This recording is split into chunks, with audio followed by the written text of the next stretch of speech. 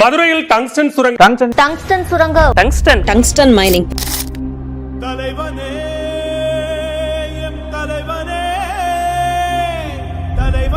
அரசுடைய அலட்சியத்தால் இன்றைக்கு அவன் பகுதி மக்கள் பாதிக்கப்படுறாங்க. என்ன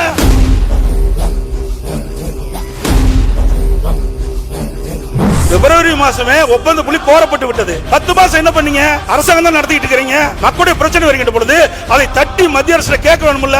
சுரங்கத்தை தடுத்து நிறுத்த வேண்டும் என்று எந்த கடிதமும் மத்திய அரசு எழுதவில்லை என்று எக்ஸ் வலைதளத்தில் மத்திய சுரங்கத்துறை அமைச்சர் வெளியிட்டு இருக்காங்க. அதுக்கு என்ன பதில் கொடுக்க போறீங்க? அரசுடைய அலட்சியத்தால் இன்றைக்கு அவன் பகுதி மக்கள் பாதிக்கப்படுறாங்க. மக்களுடைய பிரச்சனை உயிரை கொடுத்தாலும் காப்பாற்றுவாங்க. என்ன நடக்காது?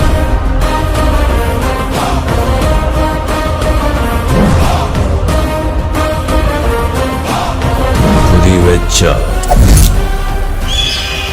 எதை விழணும்?